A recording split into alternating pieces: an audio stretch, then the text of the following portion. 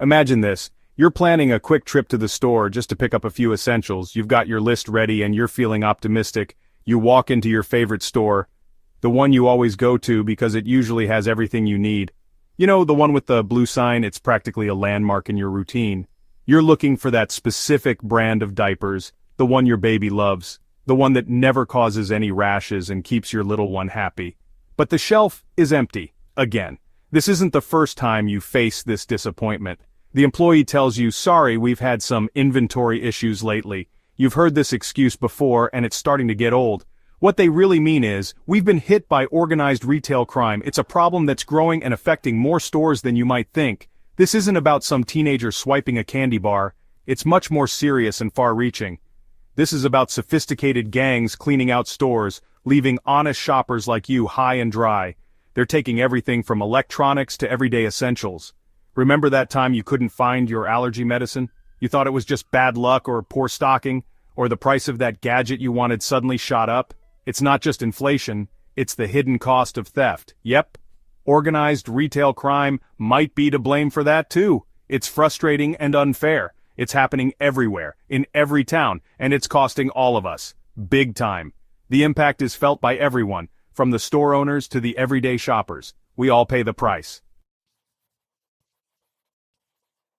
Alright, let's break this down. Organized retail crime, or ORC, isn't your average shoplifting incident. This is next-level theft. We're talking about professional criminals working in teams. They're hitting multiple stores in multiple cities with military precision. Their goal? To steal large quantities of goods, quickly and efficiently. Think of it like this. If shoplifting is like stealing a bike, ORC is like stealing a whole fleet of cars from under your nose. They use decoys, lookouts, and even specialized tools to bypass security systems. These guys mean business. They're not just grabbing what they can carry. They're cleaning out entire aisles, emptying back rooms, and making a clean getaway before anyone knows what hit them. Here's the kicker. This isn't some small-time operation. We're talking big money. Billions of rupees gone, vanished. The numbers are staggering. The National Retail Federation in the U.S. estimates that ORC costs retailers nearly $100 billion annually, and that's just one country. Imagine the global impact. Think about it. Every single item stolen represents a loss for the retailer. And who do you think ends up footing the bill for these losses? You guessed it, the consumer. Higher prices, reduced selections, and in some cases even store closures. It's a vicious cycle, and we're all caught in it. So you might be wondering, why is this happening now? What's changed? Well, it's a perfect storm of factors. First, we've got the economy. Times are tough, people are struggling, and some, sadly, turn to crime as a way out. But it's not just that. The internet has changed the game. Online marketplaces, while convenient, have also become a haven for selling stolen goods. It's easier than ever for these criminals to fence their loot anonymously and across borders. And then there's the issue of legal loopholes. In some places, the penalties for shoplifting, even on a large scale, are shockingly lenient. It's almost like a slap on the wrist, encouraging these criminals to keep on stealing. Section 5. Empty shelves, closed doors, the domino effect. The term domino effect is often used to describe a chain reaction where one event sets off a series of related events. In the context of retail crime, this couldn't be more accurate. The impact of organized retail crime goes far beyond just the financial losses. It's not just about the stolen goods or the immediate monetary hit. The consequences are far-reaching and multifaceted. It creates a ripple effect that touches every aspect of our lives. Think about it. When a store is repeatedly targeted, it affects the store's ability to operate efficiently. This inefficiency trickles down to every level of the supply chain. When stores are constantly getting hit, they have to raise prices to compensate. This isn't just a minor inconvenience. It's a significant burden on consumers who are already struggling with the cost of living. That means we, the consumers, end up paying more for everyday essentials. Groceries, toiletries, and other necessities become more expensive, making it harder for families to make ends meet. And it doesn't stop there. The increased prices can drive customers away, leading to reduced sales and even more financial strain on the business. Some businesses, especially smaller ones, simply can't keep up with the losses.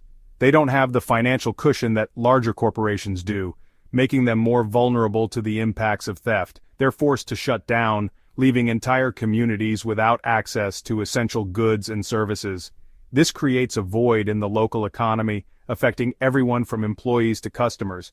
And then there's the issue of safety. The presence of organized retail crime makes stores less safe for everyone involved. These organized gangs are getting bolder.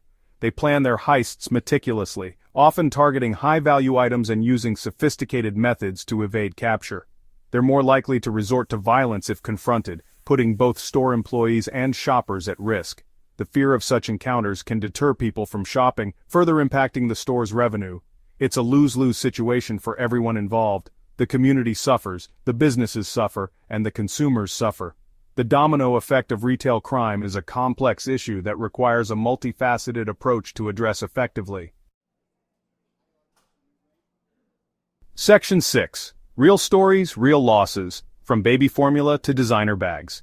Don't just take my word for it. Let's look at some real-life examples. Remember the baby formula shortage? A significant contributor to that crisis was organized retail theft rings. They were targeting baby formula because it's a high-demand, easily resellable item. And it's not just basic necessities. These gangs are after anything of value: luxury goods, electronics, even over-the-counter medications.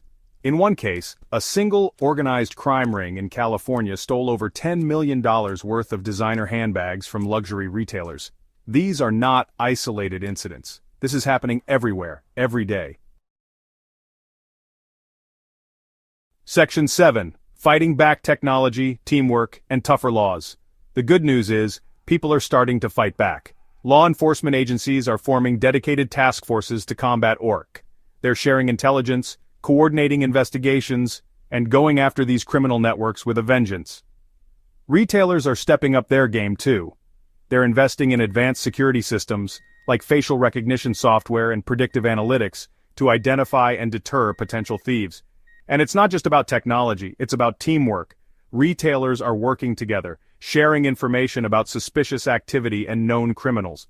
They're also pushing for tougher legislation, advocating for stricter penalties and stronger laws to put these criminals behind bars where they belong. Section 8. What you can do. Be aware, be careful, be vocal. This isn't just a problem for the authorities to solve. We all have a role to play in combating orc. First and foremost, be aware. Pay attention to your surroundings when you're shopping.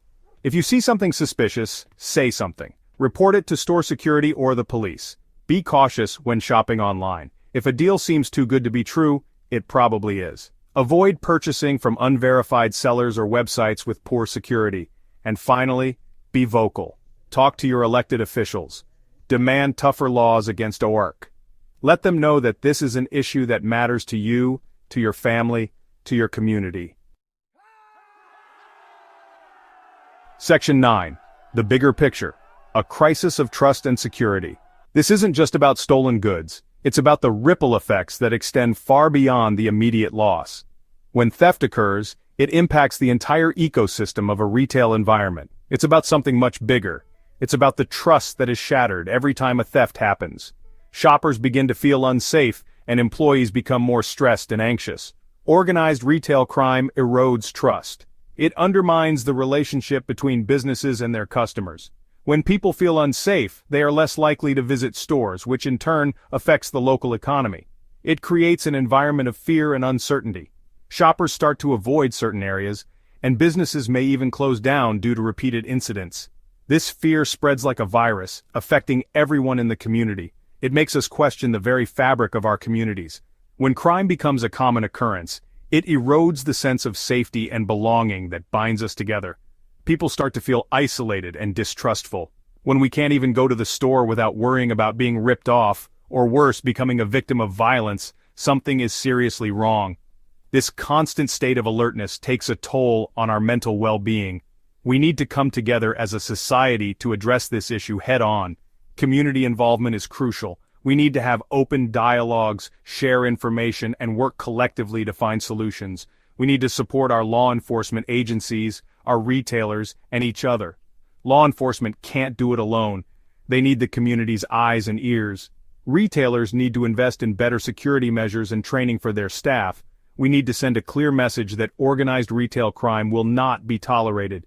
This means stricter laws, better enforcement, and a zero-tolerance policy towards such activities.